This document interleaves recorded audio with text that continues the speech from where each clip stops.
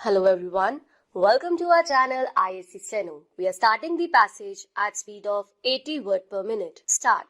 Mr. Deputy Speaker, Sir, before I say anything about defense, I would like to congratulate the Home Ministry on the splendid work it has done in connection with the improvement of the conditions of the scheduled castes and scheduled tribes.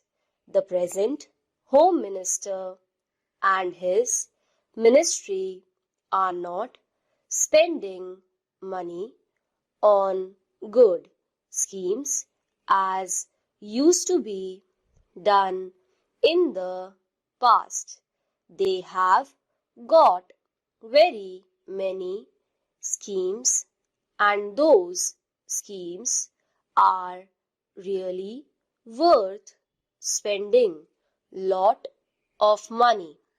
They are really for the benefit of these communities. I was going to ask the Home Ministry to set up a separate fund for the construction of houses for these communities, since the ministry concerned with housing had completely neglected this problem which is facing these communities. Even the Planning Commission in the last 5-year plan has not done much in this regard. I think even in the 10th 5-year plan there is no definite plan for providing housing facilities for the scheduled caste and scheduled tribes. But since the housing minister has promised that he is going to constitute a board to go into these things, I do not think there is any need for me to stress this point anymore about the board which is going to be constituted. I would definitely like to say a few words. This board, I believe, is going to consist of some members of the Harijan community and also a number of members belonging to non-Harijan community. In any case, I would be very much like that this board, which will of course function under the Home Ministry, should have as its chairman a non-Harijan. I want to stress this point because I know that in some of the states where the portfolio of Harijan welfare is given to a Harijan minister, he is not able to do his work properly. It is not because he cannot do it.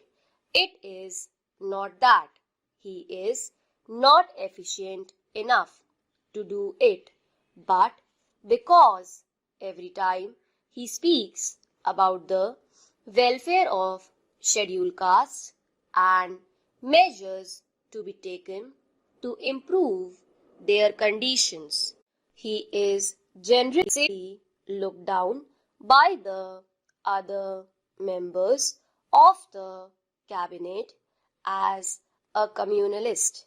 If the same thing is done by a member belonging to a non-Harijan community, he will be considered to be doing a national service.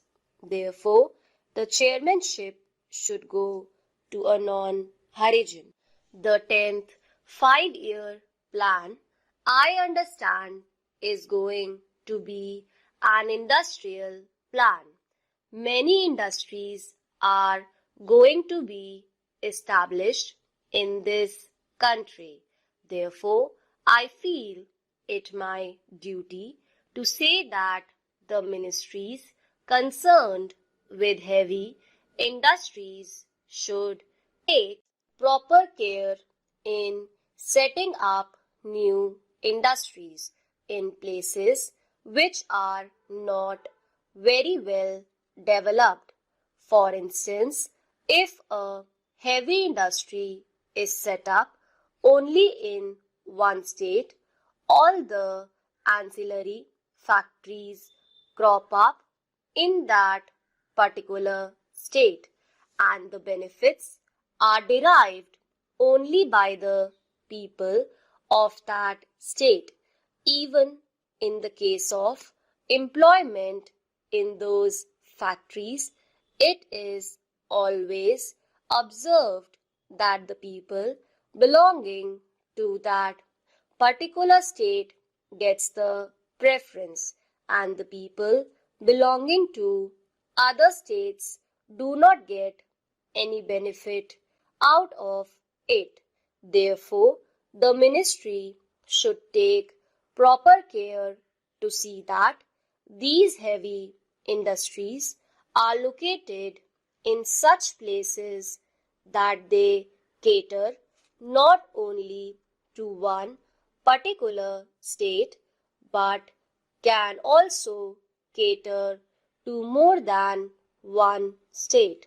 For instance, if a factory is located in the center of a state, the benefits of it will be derived only by the people of that particular state.